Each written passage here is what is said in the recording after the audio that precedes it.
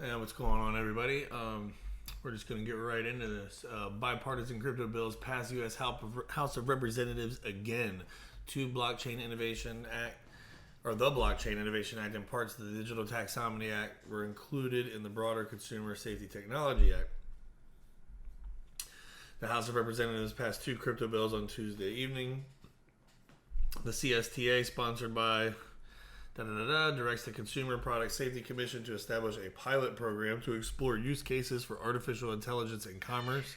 The two blockchain bills, the Blockchain Innovation Act and parts of the Digital Taxonomy Act, direct the Secretary of Commerce and the Federal Trade Commission to study and report the use of blockchain technology and digital tokens. So, some interesting stuff. It had passed through before but got shot down by the Senate and pretty much swept away, but it's back again, and they are bipartisan, so it has a good shot of going. So I'm hopeful on that. Data shows derivatives had little to do with Bitcoin's drop to 29,000. Bitcoin price shocked investors as it plunged 20% to a 6-month low, but data shows derivatives played a marginal role in the correction. They go over how it was mainly the Chinese miners capitulating after forced to abruptly shut down an official People's Bank of China reiteration that all banks and payment institutions must not provide account opening or registration for virtual currency related activities. The futures premium showed no signs of backwardation. There was zero panic from top traders. And long futures liquidations were less than 600 million, and although that sounds like a lot, they were saying that had longs been over leveraged, a 20% drop in less than 2 days would have triggered stop orders of a much greater size. This survey here says that Americans choose gold over Bitcoin for the next 10 years in a survey. And here's a graph where they talk about that. I do think it's nice to see the crypto ringing in at 9% right there. That's pretty cool. But I wonder, I don't know. What about other digital assets? Did we talk to them about that, or did we just say crypto? I don't know. Everybody wants to talk about Bitcoin. Chinese Bitcoin miners not even in the mood to drink anymore. Many Bitcoin miners in China are down with the blues as Beijing forces several operations to go offline. China, once home to about 65% of the total Bitcoin mining power hash, has given the boot to several miners in the country. The mining ban means miners have been forced to shut down their operations, some already moving overseas. Tweeting on Wednesday, a vice president of crypto mining advisory outfit Foundry said the mood among Chinese miners had grown sour, adding, "Sentiment is obviously quite dreary, and the reality setting in is that it's GG for mining in China." I don't know if that means good game. What does that mean? Some mining friends have stuck around Sichuan since the Bitmain converts to drink their sorrows away. Now, not even in the mood to drink anymore. Jumping right back off of that, Chinese crypto mining firm Canaan sets up shop in Kazakhstan amid crackdown. Canaan has started mining Bitcoin with its latest Avalon miner units in Kazakhstan after setting up a service center in the country earlier this month. So they are already working. As we integrate more industry resources into our operations, we believe this business segment will enable us to revitalize our mining machine inventory, shield us from Bitcoin volatility, and ensure our inventory sufficiency during market upturns. So they're already cranking back up. It does say down here, maybe it's in a different article, but they were saying that because of the tariffs coming to the U.S. could pose a slight issue for some of those companies. Top crypto analyst says one altcoin set to erupt 1,000%. Updates forecast for Bitcoin and Archie. This is credible crypto. Should definitely be following him. 219,000 Twitter followers. He's awesome.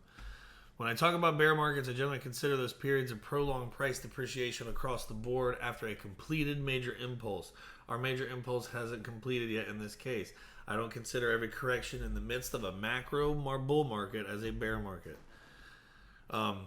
He says the final impulse wave has yet to complete, which tells him Bitcoin has one more massive move up left in its tank. That's what everybody's saying. BC Backer, Credible Crypto, Crypto Bull, there's tons of them. Everybody says there's going to be this one more launch. And, where it goes is debatable, but at that point, it's going to go higher. This trader relies on an Elliott wave theory, which is super accurate. You look into it. It's very accurate. And he thinks that Bitcoin is due for a final leg up above 100,000 but below 300. He says while he is still bullish on Bitcoin, this idea would be invalidated if Bitcoin dropped down to 10,000. So he's saying you need to drop that big to invalidate what he thinks is coming. As for the altcoin market, he's convinced the enterprise-grade distributed ledger project, Hedera Hashgraph, HBAR, will soar a minimum of 1,000% this cycle, rising from its current price of about 18 cents to at least $2. I think it could absolutely hit $10, which is why my minimum target is 2 to 5. It could absolutely go much higher, but I would rather aim lower and be happy with the bonus than aim too high and be upset because of my expectations. He talks about their governing organization, which is like Google, IBM, LG, Boeing. Buying hype meme coins is akin to gambling and a lot more risky. You can play the Uniswap casino and make 100x more than buying any major crypto out there, but the risk is also about 100x more. Looking at XRP, he says, yes, alts are bleeding, but I'm more focused on BTC at the moment since it will decide the direction we are headed. Also, XRP is still on major HTF support, so I'm not getting distracted by the lower price action. With the market correction, Credible Crypto says that now may be a good time to scale into XRP as he believes the pullback is just another shakeout event. I'm all on board for that. Institutional digital asset infrastructure advances. So Cohen, the U.S. broker-dealer, has partnered with Polysign. We know that Polysign is being ran by David Schwartz and those guys from who? Ripple. They are giving clients access to cryptocurrency and digital assets, while Copper, a digital asset infrastructure provider, has raised $50 million in funding. So they said in a report by the bank that digital custody is very different from traditional custody, but institutions are getting more comfortable as their institutional grade offerings, which have improved security, execution, and risk management. Many of these entities are now raising capital in the public markets, both to further institutionalize their offerings and credentialize their activities. The quality of custody in both terms of the technology itself as well as the products around it have evolved with the market. Just keep in mind, you're going to see a lot of this. The regulation is coming, and it's going to have to be in here. They're partnered with Standard Custody and Trust. That's their sister company or whatever you want to call it. It's all good news. Everybody's starting to move in the direction we've been talking about. That's leaning in on the Ripple XRP thing right there big time, but they are everywhere. I thought this was an interesting little clip here. Let me pause this and start it over. They're talking about the BIS and CBDCs and everything that's going on. I want you to pay attention to one little part right here. The train has left the station. Which is one where the exchange and settlement of different CBDCs are brought together on the same platform. And here the key advantage is about streamlining the number of possible transactions.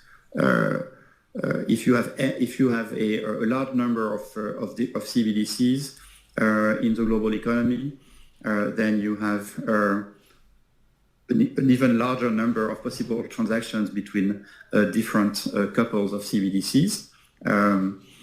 It's n times n minus 1 over 2, I guess. And if you want to make this faster, to streamline this, it makes a lot of sense to bring the transactions on a single platform, where possibly also with a single settlement asset that would be used in the. Another person that talked about the train leaving the station was Rosie Riaz, the former treasurer, and she is now on the board at Ripple. Here's what she said. What do you think about cryptocurrency as a form of currency? Well, I think the train's already left the station in terms of cryptocurrency. You may or may not know that I just joined the board of Ripple, and the reason why I chose to join that board, it's, in my opinion, one of the few cryptocurrency options out there that has a credible and legitimate use. So financial institutions use it to settle cross-border payments. What do you think? Then going in more on the Ripple stuff, the SEC has now been ordered to produce documents on its internal digital asset and cryptocurrency activities. The United States Securities and Exchange Commission has recently received an order from Judge Sarah Netburn to produce internal policies that would govern the SEC's employees in relation to their trading, purchase, or sale of digital assets, including cryptocurrencies. The order comes at an unprecedented time, given how the SEC has refused to provide documentation on how it monitors and regulates its own employees' digital assets and cryptocurrency activities. According to the statement on the order, the pronouncement was made through a request by Ripple Labs, which is being led by Bradley Garlinghouse and Christian Larson. The order was a reiteration of previous requests to the SEC initially filed in April and reaffirmed on May. Despite the repeated instruction, the SEC persists in refusing to search an obvious repository for responsive evidence on external communications, the SEC's FinHub electronic mailbox, Judge Netburn stated. The statement quotes the SEC statement on the matter, deeming the order as irrelevant and needless, and since they then refusing to comply with the request following the SEC's resistance to the call for the order to produce such documents, Judge Netburn reaffirmed the search as relevant because of the SEC's involvement with digital assets, in particular through its FinHub electronic mailbox. The FinHub electronic mailbox is a readily searchable repository of third-party communications about Bitcoin, Ether, and XRP, yet the SEC has flatly refused to search the mailbox, the magistrate added. The order marks a crucial turn in the ongoing legal battle that Ripple is facing over its digital asset XRP. If the SEC complies to the request for production of documentation on the agency's policies governing SEC employees, it would show that the SEC itself has categorized and classified Ripple's XRP as a digital asset similar to Bitcoin and Ethereum, reflecting the agency's views on the matter. The documents defendants seek in the request are relevant because they show how the SEC itself has categorized and classified XRP and other digital assets, including Bitcoin and Ether, pursuant to its own policies, Netburn stated by the request. At the press time, XRP is trading at 22 cents, down by 26% over the last week. Following the request from the court, the SEC has not responded with a public statement on whether it would comply with the request or continue to dismiss it as irrelevant going to its ongoing lawsuit against Ripple Labs. So she has asked them multiple times to produce certain documents, and they're not doing it. So now they're going to hit them a little harder, it looks like. Great news. Playing off of that, we will just take a look here, and everything looks a lot better than it did yesterday, even a little better than it did this morning. Let's keep an eye on it, guys. You know, it is crypto. You never know what's going to happen. And after that, with that being said, I guess I'm going to get off here, and I'm going to go hang out with my family and catch you guys on the next one.